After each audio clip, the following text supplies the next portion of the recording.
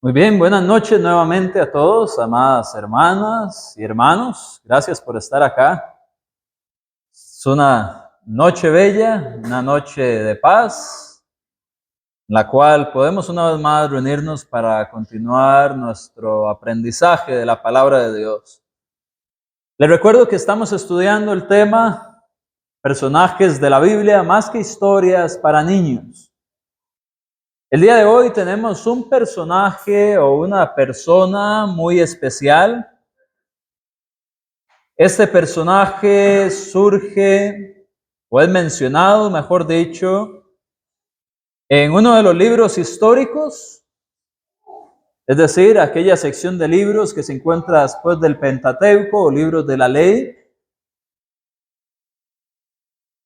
Este libro histórico se encuentra en el margen de tiempo después de la conquista de Canaán, en el cual el pueblo de Israel pasa por un círculo vicioso en el cual el pueblo de Dios cae en pecado, luego se arrepiente, Dios les ayuda, caen en pecado, claman a Dios, se arrepienten, Dios les ayuda.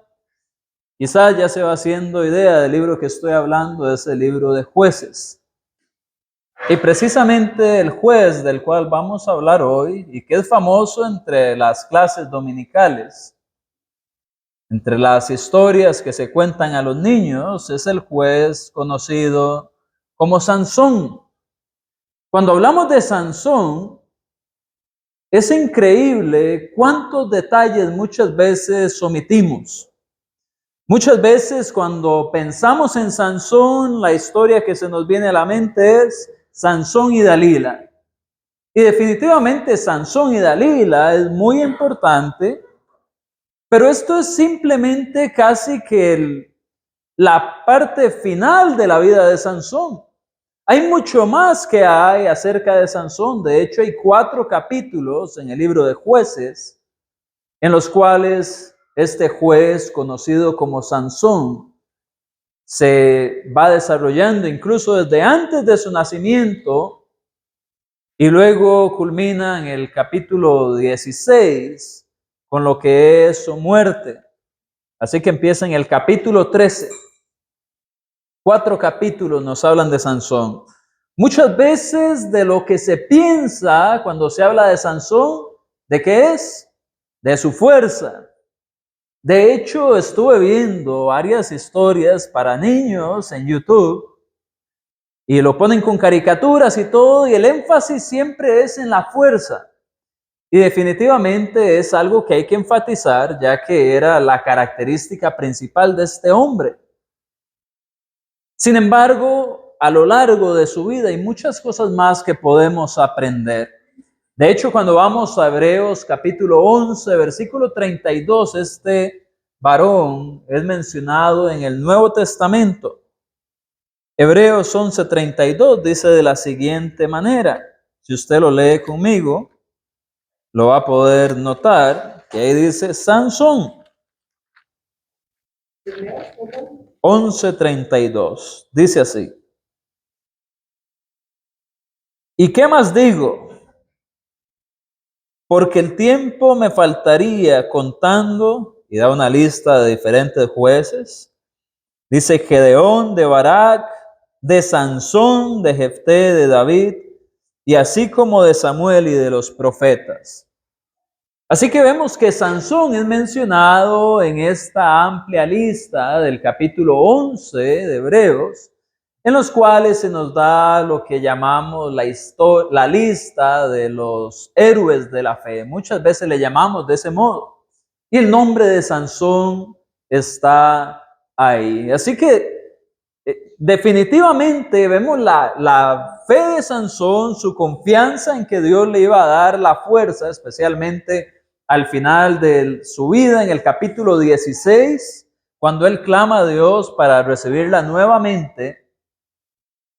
Pero también vamos a darnos cuenta que así como la Biblia lo pinta como un héroe de la fe en Hebreos 11, cuando vamos a través de su historia en el libro de Jueces, vamos a ver que era un hombre con diferentes condiciones debilidades, incluso pecados, de los cuales podemos aprender. Gedeón no se caracterizó por ser precisamente, Sansón no se caracterizó por ser precisamente el hombre más santo en la Biblia después de Jesús. De hecho, es un hombre que continuamente cae en errores o pecados, pero aún así fue usado dentro del plan de Dios para proteger y guardar a su pueblo durante el periodo de los jueces. Recordemos que los jueces no eran un grupo de personas que juzgaban como en un tribunal, sino que más bien eran una serie de líderes, incluso estrategas militares, que iban a venir a librar a Israel de aquellos enemigos que Dios permitía que les invadieran a causa de su pecado, idolatría, cualquiera que fuera la causa por la cual se desviaran de los propósitos de Dios y se sumergían prácticamente en el pecado. Dios permitía que estos enemigos vinieran y entonces este juez surgiera para librarlos. En el caso de la historia de Sansón, estos que vienen son los filisteos. Si bien Sansón hizo una gran contribución para librar a Israel en su debido tiempo, vamos a ver que aún así el pueblo filisteo, tiempo después, aún en tiempo de Samuel y David, continúan dando problemas al pueblo de Israel. Pero bueno, lo que vamos a hacer en esta noche es entonces tomar a Sansón, este hombre y su historia, y ya que es más que una historia para niños, vamos a ir tomando diferentes lecciones prácticas. Sin embargo, antes de entrar en las lecciones prácticas, debo aclarar primero, y ese va a ser nuestro primer punto de esta noche, una característica muy especial de Gedeón. Y ese es nuestro primer punto. Perdón, de Sansón, no de Gedeón. Gedeón no. Quíteme ese nombre de la cabeza por estar leyendo Hebreos, ¿verdad? Creo que es el primero que se menciona. ¿Ve? Entonces se quedó ahí Gedeón, pero es Sansón. Disculpen. Así que vamos a el libro de Jueces, capítulo 13, y vamos a darnos cuenta que Sansón era nazareo de nacimiento. Esto lo vamos a encontrar en el capítulo 13, específicamente los versículos del 3 al 5. No vamos a leer todo, porque imagínense, son 4 capítulos para una sola clase.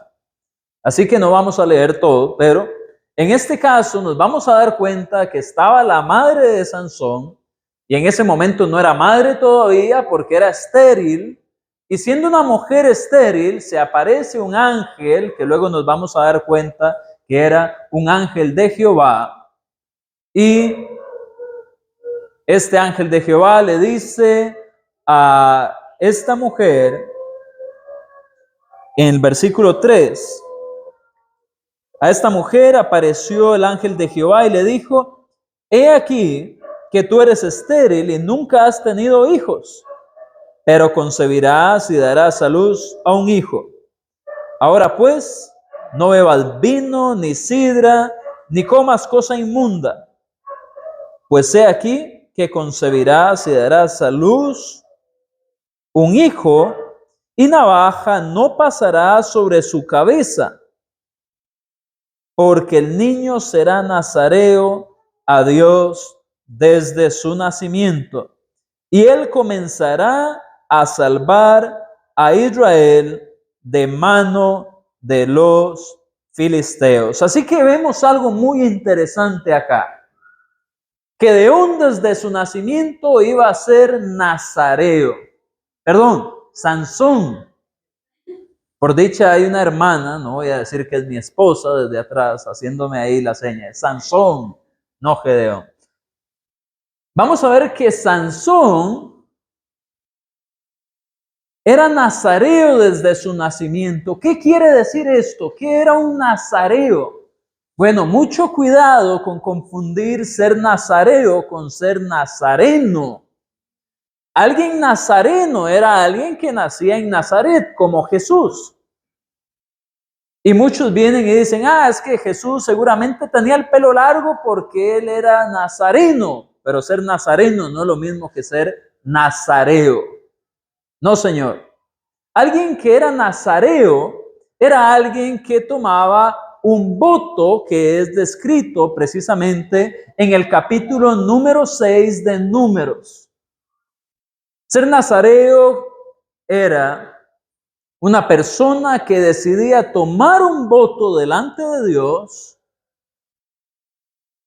y iba a llevar este voto hasta su cumplimiento. Esto era no solamente una costumbre común, sino también una costumbre que Dios viene y regula.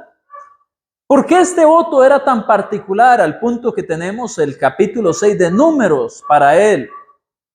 Bueno, este voto consistía, según Números 6, versículos 3 y 4, en que la persona no iba a tomar ni vino, ni licor, ni vinagre, y de hecho no iba a comer uvas del todo, aún deshidratadas.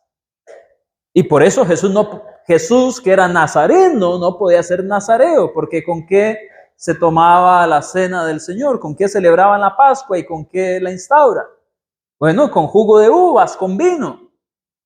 Así que Jesús no podía ser definitivamente nazareo, porque si no, no podríamos ver el cumplimiento de lo que nos dice la primera carta de Pedro en el capítulo 2, de que Jesús no pecó. Bueno, hubiera pecado si hubiera sido nazareo. No podían comer uvas, ni tomar vino, ni nada de eso. En Números 6:5 se nos dice además, y se repite este elemento que se menciona en el caso de Sansón, que era que no podían pasar navaja sobre su cabeza, es decir, no se podía cortar el pelo, el que hacía el voto de nazareo, hasta el punto en que cumpliera su voto. Luego vemos en el versículo 6 que otro elemento del voto nazareo era que no podía tampoco acercarse a cuerpos muertos. Y en el versículo 8 se nos dice algo muy importante, y es que esta persona que tomaba el voto de nazareo debía de mantenerse santo todo el tiempo de su nazareato, es decir, todo el tiempo de su voto. Así que podía venir tal vez un Martín, un Anthony, un Andrés, y hacía un voto delante de Dios y decía, Señor, si me cumples esto o aquello, yo voy a ser nazareo hasta que eso acontezca. Y entonces esa persona tomaba el nazareato, no se cortaba el pelo, no consumía nada de uvas, no iba a tocar cuerpos muertos, y si moría algún familiar y estaba cerca de un cuerpo muerto, entonces tenía que hacer un rito de purificación y volver a iniciar su nazareato. Así que eso es algo muy interesante y es una característica que iba a venir a cumplir Sansón. Ahora, ¿por qué era tan particular el nazareato de Sansón?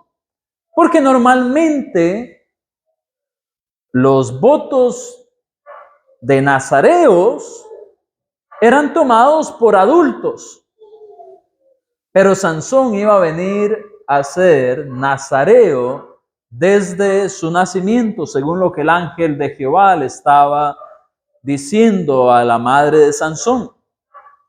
De hecho, solamente hay 3 personas que por nombre se mencionan como nazareos en la Biblia.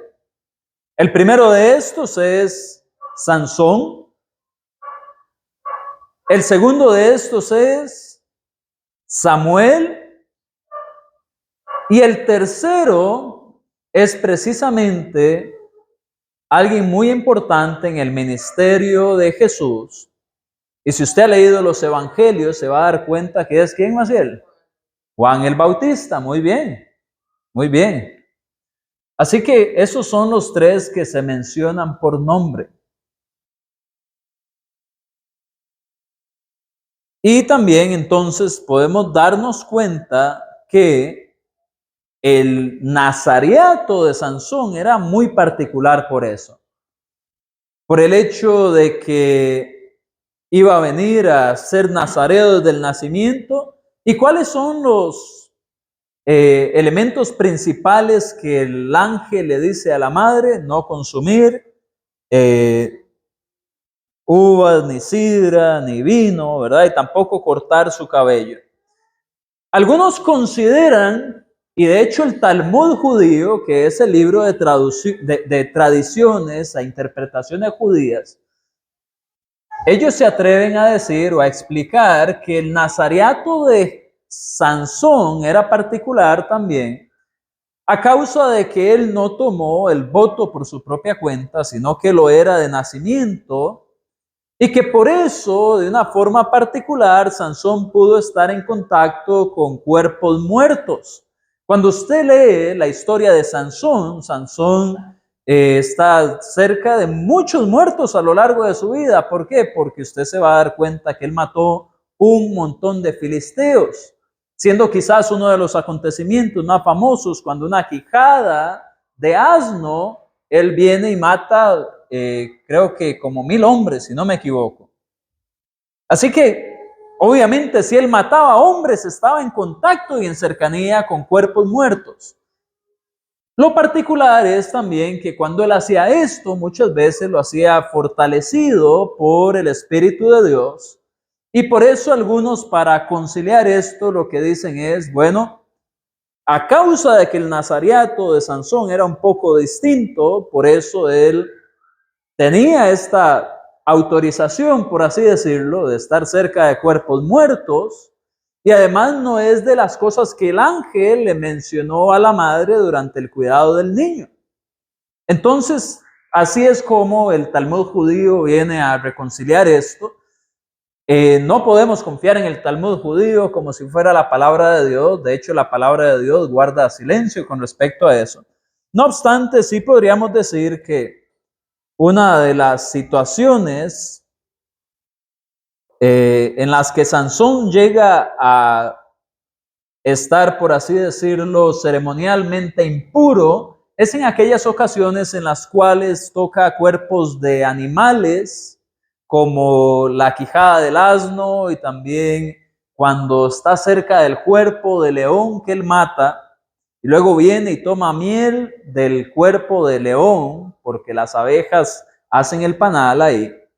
Entonces, en estos casos, él viene a ser ceremonialmente impuro, no porque el nazareato lo prohibiera, sino porque la ley judía en general le prohibía a todos los judíos acercarse a cuerpos de animales muertos, y eso usted lo encuentra en Levítico 5, versículo 2, Deuteronomio 14, 8, en el caso de animales impuros, y también incluso en el caso de animales puros, usted lo va a ver en Levítico 11, del 24 al 28, también el versículo 31 y del 39 al 40. Así que aunque no sabemos ninguna cuestión con respecto a Gedeón y los cuerpos humanos, sí lo sabemos con respecto a los cuerpos de animales. ¿Ok? Así que esa es la primera característica que quería mencionar. No era Gedeón, esta vez no me corrigieron, Sansón. A ver, Maciel me ayudó. Entonces, Sansón. Cuando vemos también este mandato o estas instrucciones que el ángel le da a la madre de Sansón en cuanto a su nazareato y en cuanto a los cuidados por el niño en el capítulo 13, vemos una distinción clara entre el niño Sansón y también la madre. Vemos que la madre debía de tener cuidados para mantener la pureza del niño, incluso estando en su vientre. Pero vemos algo muy interesante, y es que la vida de ambos es tratada por separado. Si bien la actitud de la madre o la obediencia a esto iba a afectar al niño, quien iba a llevar el voto de nazareato desde el nacimiento iba a ser el niño y no la madre. ¿Qué nos muestra esto? Bueno, la dignidad de los niños incluso desde el vientre de la madre. Eso es algo muy importante. Ahora que está tan abierto esa ideología con respecto al aborto permisivamente, con respecto a pastillas de abortivas, con respecto a diferentes métodos en distintos países, bueno, vemos cómo la palabra de Dios utiliza acá una identidad para su madre y también para el niño por separado, aun cuando el niño está dentro del vientre de la madre y ella tiene que cuidarse. Vemos que quien lleva el voto de Nazariato es el bebé, no la madre. Así que Dios ve estas dos vidas por separadas. ¿Y qué dicen muchas veces para justificar el aborto? Bueno, es mi cuerpo, mi decisión, ¿de verdad? Porque la vida que termina siendo afectada es la del niño que lleva adentro. Si usted asesina a ese niño, usted sigue viviendo. Si el niño vive y logra sobrevivir, va a llevar una vida por separada a la de la madre. Y es el caso con Sansón. Pero mi punto es, vemos cómo Dios le da la dignidad por separado tanto a la madre como al niño, aún desde el vientre. Así que eso es Sansón y su nazariato de nacimiento. Ahora vamos a ver algunas lecciones prácticas con respecto a este hombre. La primera de ellas es que debemos cuidar nuestras compañías. Así es. Debemos cuidar nuestras compañías. El hermano Allen Webster viene y da una mención de lo que Sansón hace, y quiero de hecho que leamos el capítulo 14, versículo 1, y les voy a decir lo que el hermano menciona. Dice el versículo 14:1. Descendió Sansón a Timnat, y vio en Timnat a una mujer de las hijas de los filisteos.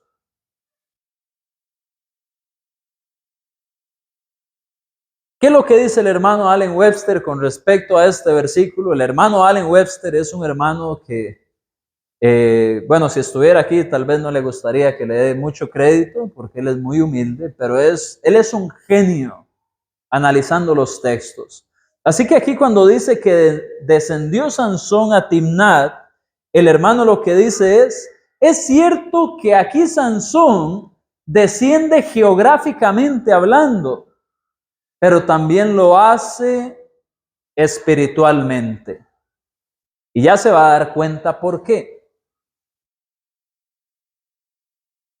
Nos damos cuenta de esto precisamente porque aquí vemos el inicio de una actitud rebelde en la cual Sansón empieza a llevar consigo por el resto de su vida.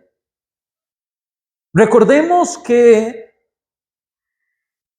este hombre era descendiente del pueblo de Israel. Y este pueblo estaba siendo atacado o estaba siendo gobernado en este momento por sus enemigos, los filisteos. ¿Qué tiene que hacer Sansón descendiendo a este lugar llamado Timnat para buscar en ese lugar amigos, su esposa o lo que fuera que iba a buscar? Nada tenía que hacer Sansón ahí. Nada tenía que hacer un hijo de Dios con los enemigos de Dios. Nada tenía que hacer alguien que debía de mantenerse santo, especialmente siendo nazareo, con aquellos que eran idólatras y que negaban por completo la existencia del Dios verdadero. Así que en vez de mantenerse él en las fronteras de Israel, él decide ir a donde estaban los enemigos del pueblo. Y de forma deliberada busca enrollarse o mezclarse con malas juntas. Vamos a ver que él se junta con esta mujer de este lugar llamado Timnat. Él viene y la ve y la desea y le pide a sus padres incluso que le ayuden a buscarla para tomarla por mujer. Luego, cuando seguimos avanzando en la vida de Sansón, nos vamos a dar cuenta más adelante que además, aparte de esta mujer de Timnat, este hombre después viene y se encuentra también con una mujer que era prostituta. Eso lo encuentra en el capítulo 16. Y después en su vida otra mujer aparece también delante de Sansón y es la que lo lleva a su perdición final. Y es quizás aquella por la cual más conocemos a este hombre, que se llamaba Dalila. Así que vemos que todo inicia con algo pequeñito. Él viene y deliberadamente empieza a juntarse o a buscar lo que no se le ha perdido con las juntas que no tiene que andar buscando. ¿Por qué es esto importante? Porque al final esto termina destruyéndole. ¿Quién puede leer, por favor, Proverbios capítulo 1, versículos del 10 al 15? Proverbios capítulo 1, versículos del 10 al 15. Dice así: Hijo mío, si los pecadores te quisieren engañar, no consientas. Si dijeren, ven con nosotros, pongamos acechanzas para derramar sangre, acechemos sin motivo al inocente, los tragaremos vivos como el Seol, y enteros como los que caen en un abismo. Hallaremos riquezas de toda clase, llenaremos nuestras casas de despojos. Echa tu suerte entre nosotros, tengamos todos una bolsa. Hijo mío, no andes en camino con ellos, aparta tu pie de sus veredas. En otras palabras, lo que vemos acá es que no nos asociemos con gente maligna, que no nos asociemos con los enemigos de Dios. Si usted está en Proverbios, lea el 4:14 en voz alta, por favor. ¿Qué dice por ahí? Adelante. No entres por la vereda de los impíos, ni vayas por el camino de los malos. No entres por la vereda de los impíos, ni vayas por el camino de los malos. ¿Es eso lo que está haciendo Sansón? No. Está haciendo todo lo contrario. Amados hermanos y hermanas, debemos de tener cuidado con quién nos juntamos. Recuerda lo que dice Amós, capítulo 3, versículo 3, andarán juntos si no estuvieran de acuerdo. Usted sabe la respuesta, no. Entonces, ¿cómo teniendo estándares distintos de vida espiritual, aquellos vamos a venir y a juntarnos? No podemos hacer eso. Sansón lo hizo y podemos ver las consecuencias. ¿Qué dice Santiago, capítulo 4, versículo 4? Santiago capítulo 4, versículo 4, dice así: Oh almas adúlteras, ¿no sabéis que la amistad del mundo es enemistad contra Dios? Cualquiera pues que quiera ser amigo del mundo se constituye enemigo de Dios. Y Sansón no solamente fue a visitar este lugar, fue a buscarse una mujer entre los filisteos, de las cuales Dios le había prohibido a su pueblo. Si no me cree, vaya al libro de Éxodo, vaya al capítulo 34 y se va a dar cuenta en los versículos 15 y 16 en los cuales Dios previene al pueblo de Israel de hacer alianzas con los hijos de aquellas personas de la tierra de Canaán, porque Dios lo que quiere es preservar la santidad del pueblo de Israel. Así que en Éxodo 34, del 15 al 16, da esa prohibición. Pero para Sansón, que había crecido en el pueblo de Dios, descendiente, si no me equivoco, de la tribu de Dan, bajo un voto de nazareo, él estaba cometiendo esta transgresión en contra de la ley de Dios. Es difícil de pensar que Sansón, no sé si sigo mezclando Gedeón, ya mi mente solita me acusa,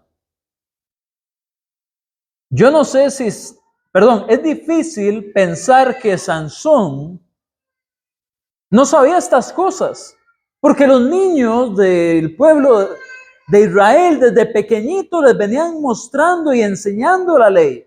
Y cuánto más a un niño que tenía que guardar los votos del voto nazareo. Imagínese a este niño cuando va creciendo y va a comer algo. No, Sansón, usted eso no puede comerlo.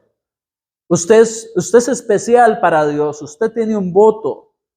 Cuando usted iba a nacer, antes de eso un ángel se nos apareció y aquí a ese niño tenían que entrenarlo para mantenerse santo. Así que creer que Sansón ignoraba estas cosas es un poco iluso de nuestra parte si lo llegáramos a hacer. ¿Cuántas veces nosotros somos conscientes de las prohibiciones que Dios nos da y aún así nos vemos tentados a llegar y decir, bueno, la verdad es que yo no puedo hacer esta vez, nadie me está viendo, nadie se va a dar cuenta y al final yo no sé ni por qué Dios me lo prohíbe, yo no veo que me haga daño. ¿Cuántas veces tenemos una tentación así? Bueno, en el caso de Sansón, esto fue muy claro, de hecho al punto de que sus padres, cuando usted ve el capítulo 14, versículo 3, dice, y su padre y su madre le dijeron, no hay mujer entre las hijas de tus hermanos, es decir, del pueblo de Israel, ni en todo nuestro pueblo, para que vayas tú a tomar mujer de los filisteos incircuncisos.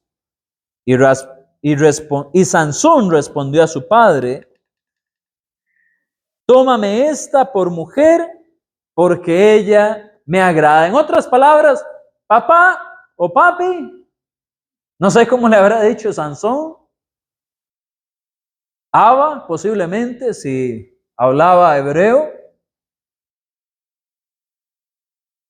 le hubiera dicho Sansón, gracias, pero vamos por ella. Aún así yo la quiero. Ya sé que hay mujeres de Israel, pero aún así yo la quiero a ella me gustó. Y vamos a darnos cuenta que esa elección no fue nada adecuada. Cada vez que Sansón, ¿cuánto cala ese versículo de Hebreos 11 en mi mente? Cada vez que Sansón tomó una mujer, lo hizo porque le agradó a la vista. Curiosamente, es de las primeras cosas que pierde una vez que este hombre es capturado, le sacan los ojos. Sansón pierde sus ojos, que es precisamente el miembro de su cuerpo con el cual continuamente empezó a fallar de forma muy curiosa. Y vemos cómo esto hizo que cada vez la mujer que él escogía lo metiera en problemas. Definitivamente, cuando hablamos de escoger pareja, hermanos o hermanas, la prueba de nuestra vista es el peor estándar con el cual nosotros podemos llegar a buscar una pareja. No estoy diciendo que su esposo o su esposa no le tenga que gustar. Claro, a usted le puede gustar su esposo o su esposa. Eso es importante. Pero eso es diferente que a casarnos con la persona que a nosotros se nos cruzó y nos gustó. Es muy diferente. ¿Y por qué digo esto? Porque ya sea que usted esté buscando pareja o que tenga hijos que en algún punto van a buscar pareja, usted le puede mostrar la historia de Sansón y mostrarle que sí es importante aquellas personas con las que nos juntamos y con quienes nosotros queremos unir nuestra vida. Porque Sansón fue a la tierra de los filisteos, quería tomar esta filistea, y porque le gustó a la vista, se casó con ella. Y luego vemos todos los problemas que esto le trae. ¿Qué dice 1 Corintios capítulo 5, versículo 6? Definitivamente, la peor manera de escoger pareja es a través del sentido de la atracción. Usa el sentido de la atracción, sí, pero vaya más allá de eso. Conozca a la persona, escudriñe su corazón, sus intereses espirituales. Si es una persona que le va a ayudar a crecer o si es una persona que lo va a arrastrar a otros males. O a males, no digo otros males porque el cristiano no debiera de andar en males comúnmente. ¿Qué dice entonces 1 Corintios capítulo 5, versículo 6? Uh-huh. No es buena vuestra jactancia. ¿No sabéis que un poco de levadura leuda toda la masa? Un poco de levadura leuda toda la masa. ¿Cuál es la idea? Bueno, la levadura, que se usa muchas veces en la Biblia, es este tipo de hongo que se utiliza en la masa para hacer pan. Y esa levadura, cuando se pone en la masa o en la harina, se multiplica rápidamente y luego ya está en toda la masa. De igual manera es el pecado. Esa es la idea de Pablo. Un poquito de pecado, al igual que un poquito de levadura, si usted echa pan, eso se le echa, es una pizca para que crezca un poco. Así que el pecado viene a ser usado muchas veces en la Biblia como una figura para referirse al pecado. Y la idea cuando dice un poco de levadura leuda toda la masa es que un poquito de pecado va a venir a envolver todo. Y así es como Sansón está empezando su vida matrimonial, su vida siendo un hombre joven, lo hace con una filistea. Y aquella mujer filistea, créame, no era un poquito de levadura lo que tenía. Traía, pero varios tarros de levadura en su vida, porque no es que Sansón la conoció y la convirtió al pueblo de Israel, como sucede, por ejemplo, en el caso de Ruth. Sabemos que Ruth era una moabita, pero ella viene y le dice a Noemí, su Dios será mi Dios, y su pueblo mi pueblo, y viene y sigue el pueblo de Dios y al Dios verdadero. En este caso no, él simplemente le gustó y la quiso hacer parte de su vida. Así que mucho cuidado.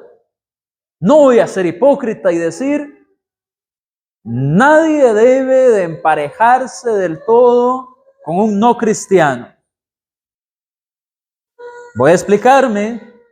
Tal vez alguien que vea este video no me entienda hasta este punto. Voy a explicarme. Yo no crecí en la iglesia. Yo vine a ser parte de la iglesia a partir de la relación que tuve con mi mejor amiga. Y bajo ese noviazgo que vivimos, bajo los estándares cristianos que ella tenía, yo me empecé a acercar a la iglesia y siendo cristiano nos casamos. Así que no digo del todo, no descarte a todas las personas. Del todo no digo descarte a todas las personas que no sean de la iglesia. Pero sí le digo, antes de casarse con alguien, asegúrese de que esa persona sea parte de la iglesia. ¿Por qué? Porque eso le va a ahorrar dolores de cabeza, eso le va a ahorrar problemas en la crianza de los hijos, eso le va a evitar un montón de consecuencias y van a poder andar en una misma línea. Ahora, si usted viene al cristianismo ya casado y su pareja no ha venido aún al cristianismo, bueno, cuando vemos la carta a los Corintios, si no me equivoco, en el capítulo 7, muchas veces puede ser el caso que la pareja se santifica, es decir, se ve influenciada por el que sí es cristiano y termina convirtiéndose al cristianismo, como en el caso de mi suegro. Pero si usted no se ha casado todavía Si usted está criando a sus hijos que algún día se van a casar, asegúrese de que ellos no cometan el mismo error de Sansón. Enséñeles que cuando uno se junta y se casa con alguien que no es parte del pueblo de Dios, eso trae problemas. Así que hablamos ya del nazareato de Sansón desde su nacimiento, hablamos acerca de la importancia de ser cuidadosos con quien nos juntamos. Ahora voy a ir a otro punto, y es que un poco de miel puede endulzar el paladar, pero puede amargar nuestra condición con Dios. Sucede que cuando Sansón iba camino a donde iba con sus padres para escoger aquella esposa, y como era costumbre común en aquel entonces arreglar el matrimonio, mientras eso sucedía, cuando iba de camino, Sansón se encuentra con un león y el Espíritu de Dios viene sobre él y lo ayuda, y él logra matar a aquel león y lo destruye fácilmente. Y pasa el tiempo, y después de que Sansón va a buscar a su mujer, cuando él venía de regreso, se encuentra la carcasa o el cuerpo de león, ya seguramente pájaros se habían comido la carne, quedaban los huesos. No sabemos la figura de aquel león cómo estaba hasta este punto. La idea es que un poco de abejas hicieron su panal dentro del cuerpo de león, así fueran los huesos o con alguna parte más de su cuerpo. Y Sansón, cuando lo ve, viene y toma un poco de esta miel. Eso usted lo va a encontrar en los versículos del 6 al 9 del capítulo 14. Dice así, versículos 8 y 9, vamos a leer. Y volviendo después de algunos días para tomarla, se apartó del camino para ver el cuerpo muerto de león. Y he aquí que en el cuerpo de león había un enjambre de abejas y un panal de miel. Y tomando en sus manos, se fue comiendo por el camino.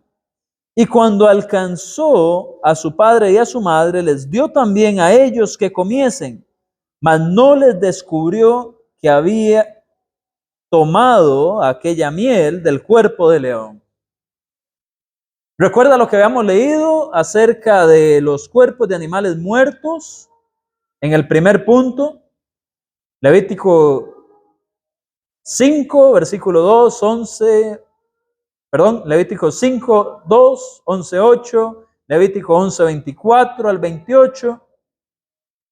Bueno, Sansón en este caso tomó la miel y le supo dulce al paladar y lo compartió con sus padres. Ellos fueron partícipes de esta miel, pero el que hizo se quedó callado.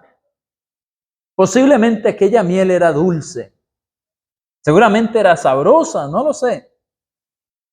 Pero qué lamentable por algo que sepa dulce, nosotros ponernos en una mala condición de parte de Dios. Algo tan simple como un poquito de... ¿Cuánto pudo haber durado esa miel en la boca de Sansón? ¿De verdad valía la pena contaminar su cuerpo, ir en contra de la ley de Dios y callarse eso para con sus padres? ¿Hacerlos partícipes de aquello? No valía la pena. Seguramente era apelativo, se veía bien, la miel sabe sabrosa. Pero si eso viene a interrumpir su voto con Dios, y su voto con Dios porque él era parte del pueblo de Dios, quizás no por el nazareato, pero porque estaba infringiendo la ley, viene que hace que sus padres también infrinjan la ley, no vale la pena. No vale la pena endulzarnos la vida por un poco con el pecado, cuando eso va a venir a ser una gran separación entre Dios y nosotros. Y al igual que esa miel le duró un poco en la boca, no creo que fuera para mucho tiempo,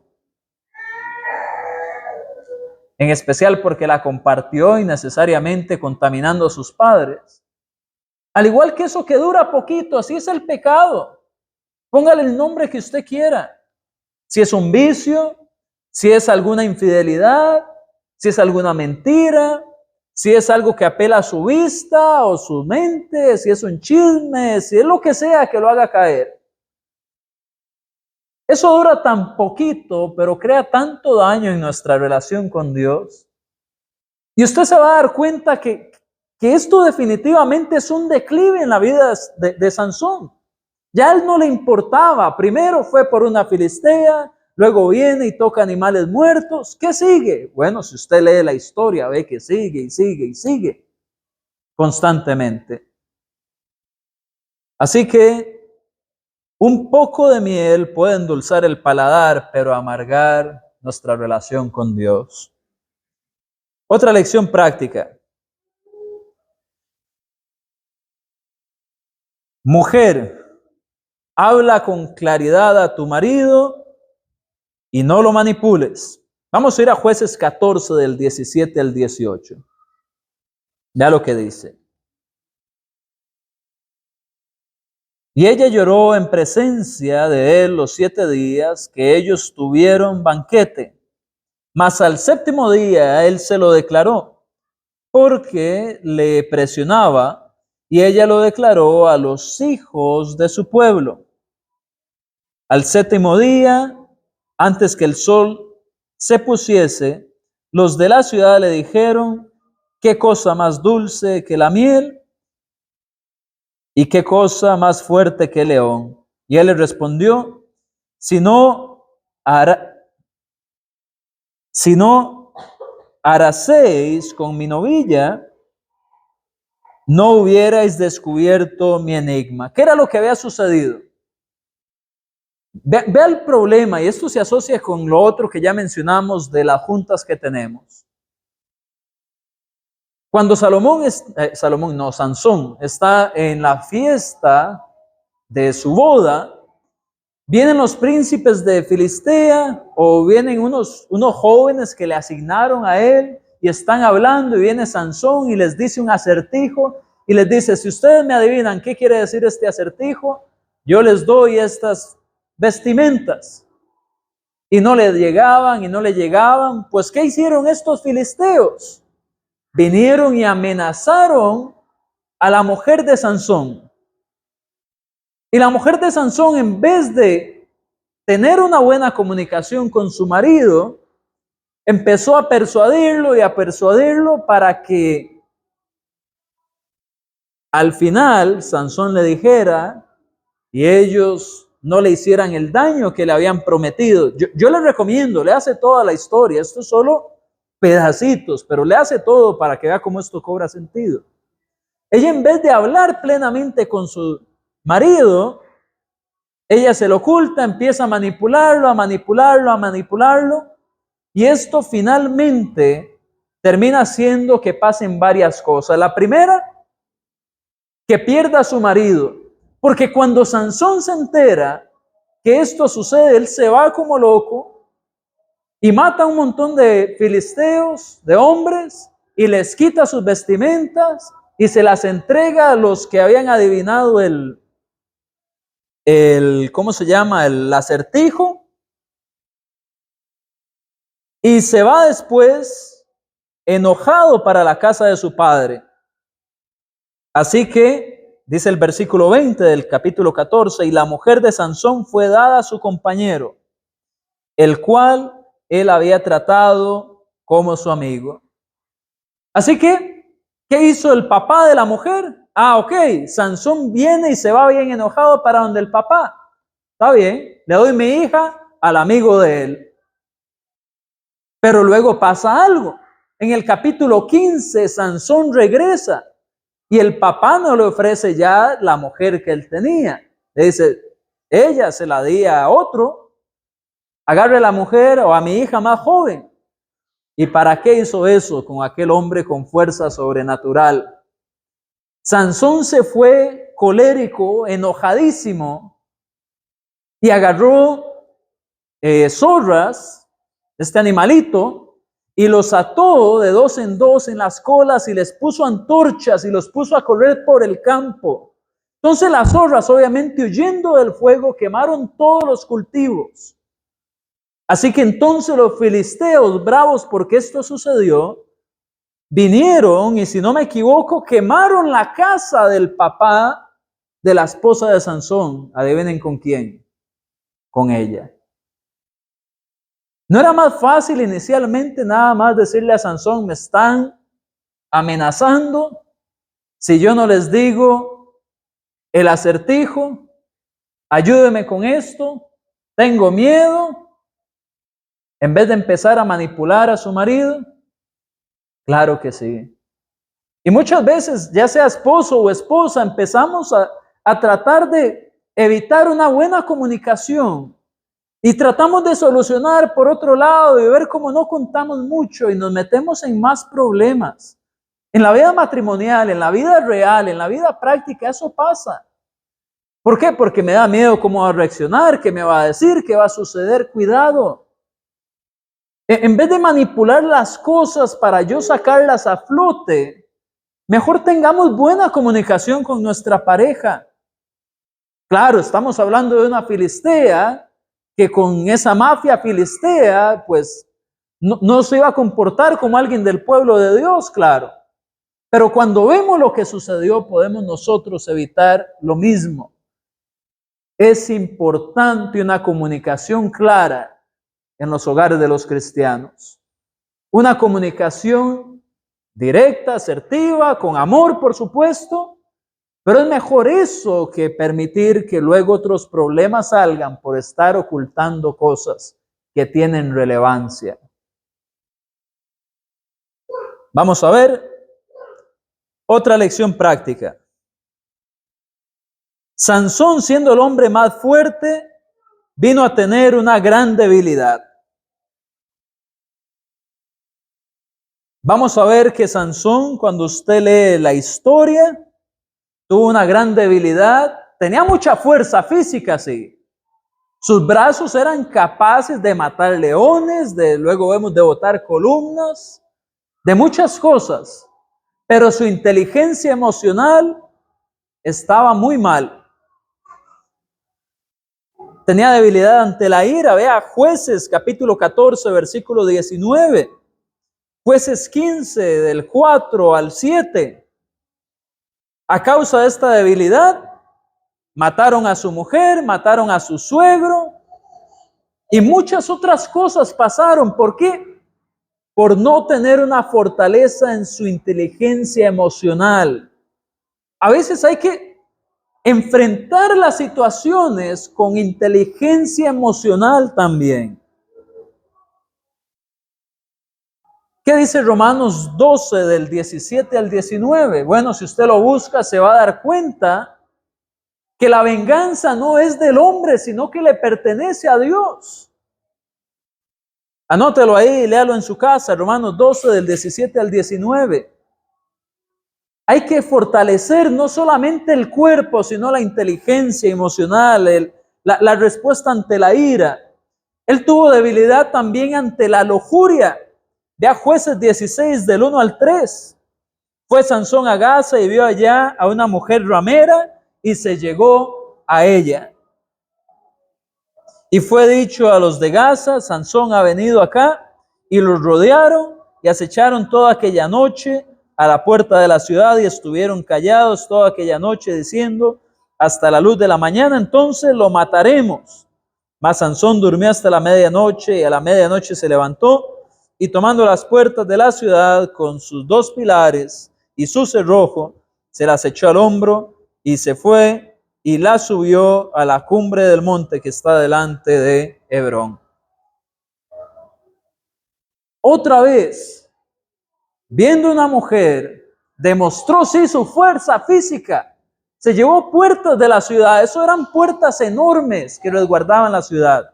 Y los puso en un monte. Mucha fuerza física, sí. Pero qué debilidad en sus ojos, en su vista para con las mujeres. Qué debilidad ante la lujuria. Muchas veces la gente dice, ¿sabe qué? Si es que por sí los ojos son para ver. No, Señor. Cuando vemos Mateo 5:28, el Señor nos dice que aquel que codicia a una mujer ha cometido adulterio con ella parafraseando el texto. Es muy peligroso la lujuria, es muy peligroso lo que hacemos. Y aquí nos muestra una gran debilidad. Y también tenía debilidad, no solo por la ira, no solo por la lujuria, sino también debilidad ante la mentira. Vean Jueces 16, versículo 7, versículo 11, versículo 13. Sansón le miente 3 veces a Dalila. ¿Para qué? No tenía obligación de mentirle a Dalila. Simplemente podía decirle, ¿para qué usted quiere saber eso? No se lo voy a decir y ya. Pero no hay circunstancia en la que nosotros debamos de mentir. Debemos de mantenernos santos. ¿Para qué mentir innecesariamente? Hay cosas que uno simplemente, si no las puede decir, no las dice y ya. Claro, a veces por la presión, porque qué vergüenza que vean que no digo, por lo que sea, terminamos diciendo una mentirota. Y eso no está bien delante de Dios.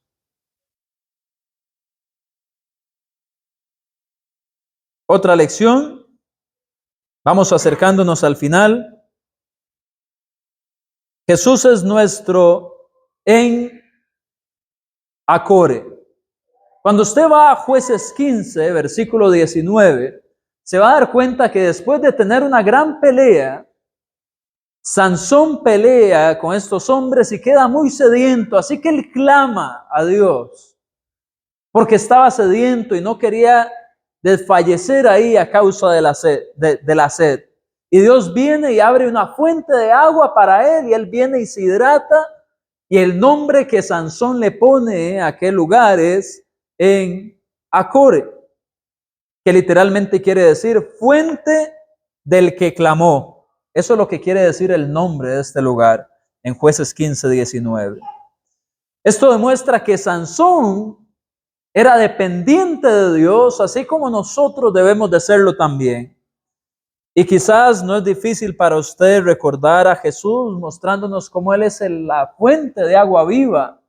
Y aquel que bebe de aquella agua no iba a volver a tener sed jamás. Eso está en Juan capítulo 4. Cuando Él está hablando con la mujer samaritana al lado del pozo. También puede anotar Romanos 6, 23, Apocalipsis 7, 16 y 22, 17 con respecto a nuestra dependencia con Dios. Nos quedan 2 lecciones más y 2 minutos, así que aliste su lápiz. La penúltima lección es: debemos de cuidar a quien abrimos nuestro corazón. En Jueces 16, 17 vemos que después de la insistencia de Dalila, dígame, dígame, dígame, esta mujer motivada por recibir 1100 ciclos de plata por cada príncipe filisteo, ella viene y le insiste, dice el 16, 16 de Jueces, a Sansón, dígame, dígame, dígame, dígame, le insistió constantemente y Sansón finalmente viene y abre su corazón.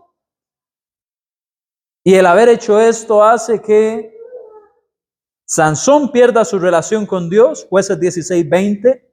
Sansón pierda su vista, Jueces 16, 21. Y también pierde su libertad, Jueces 16, 21 también. ¿Cómo confió tantas veces Sansón en Dalila si lo hizo engañar tantas veces? ¿Cómo muchas veces nosotros debemos de tener cuidado ante la gente que no nos es leales, de abrirnos completamente y ponernos en una condición sensible en la cual fácilmente nos pueden hacer daño? Tengamos mucho cuidado con quién abrimos nuestro corazón. No deje que eso tan bonito, ese tesoro que Dios le ha dado, sea conocido por todos, que la gente sepa sus debilidades, sus faltas, su pasado. ¿Por qué? Porque muchas veces, al igual que Dalila, muchas personas alrededor nuestro van a aprovecharse de eso, ya sea para obtener algún beneficio o para hacernos daño. Cuidado con quién abrimos nuestro corazón. Y ya la última lección de esta noche: Cuidémonos de que el Señor no nos deje sin darnos cuenta. Una vez que Dalila se da cuenta cómo Sansón recibía el poder, ella hace que los filisteos le corten el cabello. Y en el versículo 20, quiero que lo lea conmigo, dice, y le dijo Sansón, Sansón, los filisteos sobre ti. Y luego que despertó él de su sueño se dijo a sí mismo Sansón, esta vez saldré como las otras y me escaparé. Pero él no sabía que Jehová ya se había apartado de él. ¡Qué terrible! Sansón no sabía que ya Jehová se había apartado de él. Y es que la relación con Dios se debía a su voto de nazareo. Y cuando esa navaja pasa por la cabeza de él, ese voto ya no estaba ahí. Esa relación se debía a la relación de haber guardado su cabellera. Así que mientras él duerme, le cortan el cabello, el Señor lo abandona y él no se da cuenta, se despierta y dice, como las otras veces me voy a escapar. Y ya Dios no estaba con él. Mucho cuidado, hermanos y hermanas. Es que nuestra relación con Dios no es de cómo nos sentimos. Sansón se sentía fuerte y dice, otra vez me escapo, aquí voy. Pero de nada le sirvió cómo él se sentía. Lo que nosotros sentimos no viene a cambiar la realidad de las cosas. Hay mucha gente que se siente con Dios, pero no está con Él. Y hay cristianos que en su vida dicen, no, yo todavía estoy con Dios, Él está conmigo, pero hay un punto a veces en el cual ya Dios no está con ellos. ¿Por qué? Porque han ido dejando de guardar los mandamientos que Dios les da. Sea congregarse, sea orar, sea cantar, sea amar al prójimo, sea no mantener raíces de amargura, sea lo que sea. Nuestra relación con Dios depende de nuestro voto cristiano. Jesús decía ya en Juan 14:15, si me amáis, guardad mis mandamientos. Y en el versículo 21 de Juan 14 también muestra que cuando guardamos los mandamientos de Dios, Él y Dios hacen morada con nosotros. Nuestra relación depende de mantenernos en Cristo. Nuestra fuerza está en Cristo, cualquiera que sea nuestra situación. Decía Pablo, todo lo puedo en Cristo que me fortalece. Sean momentos duros o momentos de mejor situación. Pero nuestra situación, nuestra fortaleza es en Cristo. Así que, hermanos, mantengámonos con Dios.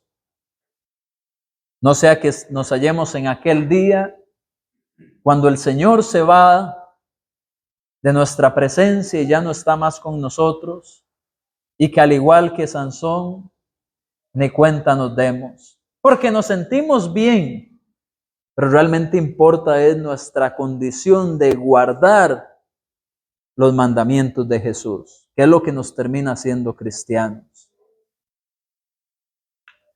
Así que a manera de conclusión vemos que Sansón definitivamente no era el hombre ideal, pero aún así Dios lo usó para sus propósitos.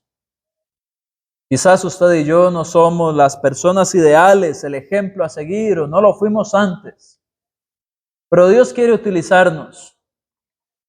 Y no necesariamente tenemos que cometer tantos errores como Sansón para estar en la presencia de Dios. Perdón, no necesitamos cometer tantos errores como Sansón para aprender de la importancia de la presencia de Dios. Podemos evitar esa separación y mantenernos siempre con Dios al mantenernos en santidad, al mantenernos en los mandamientos de Jesús. Así que espero que esta lección haya sido de provecho para usted. Mientras apagan este video, le digo, fortalezcamos nuestro espíritu, ya que esto no se trata todo de fuerza física. Que Dios les bendiga.